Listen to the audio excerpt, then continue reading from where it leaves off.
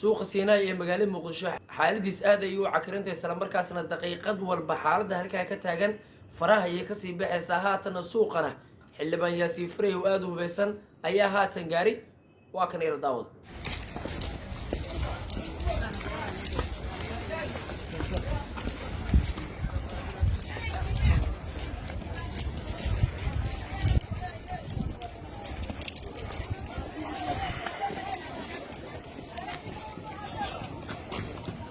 waa ku dul istaagi doonaa dhanka kalena ciidanka dawladda oo iyagana hubeysan oo aan meel aan ka dheereen suuqa jooga iyagana iminka waxay sugayaan inuu firimbiga dhac isla markaasna la amro ayay sugayaan oo si suuqaasi dhulku dhigaan iyana waa ku dul istaagi doonaa dhanka kalena xaafadda Siinay xalal laga maseexan oo saakana dadka ayagu wadnaha farta ku haya ayuu u bariyay dhanka kalena daqiiqad walba kacdoon bulsho ayaa halkaa ka dhici karaya dadka shacabka ayaan u diyaar garoobaya sida iminka xogaan ku helayo in iyagana banaanbax xoogan ay dhigaan isla markaasna ciidanka ay kaga soo horjeedaan oo duminaya suuqa dhanka kalena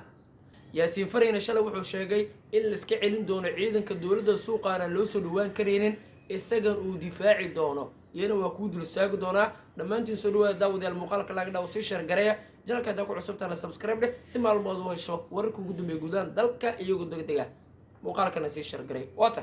daawadayaal haatan aan la hadlayo suuqa Siinay xaalad adag ayaa ka taagan isla markaana daqiiqad walba waa gacan saari karaya ciidanka dawladdu aad u hubeysan ayaanu doonayeen suuqa dhulka dhigaan sidoo amarka yahay cagacagafiye ka tarbiila ayaa diyaar ah daqiiqad walbana suuqa dhulka ayaa la dhigi karaya maalintii shalayna xildhibaan Yaasiin Faray oo dadka halka ku dhaqan matala ayaa hadlay wuxuu sheegay in la iska celin doono ciidanka dawladda isla markaana ganacsato lacag meel ay geeyeen waayna in suuqa ku soo deday kareenin isaga xildhibaan ahaan iyo ka matalaad ahaanna oo diyaar u yahay daqiiqad walba inuu suuqa difaaco isla markaana ay ka go'an tahay in waqti xaadirka la joogo in suuqa Siinay lagu soo dadego oo ka mid yahay suuqa saddexaad ee gudaha caasimadda magaalada Muqdisho ugu weyn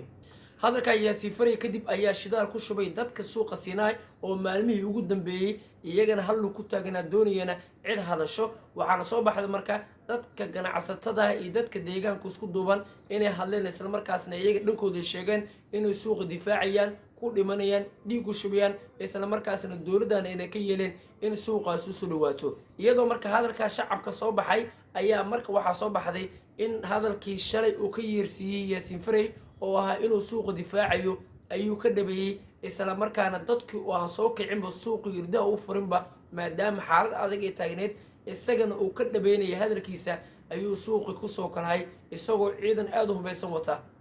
waa kan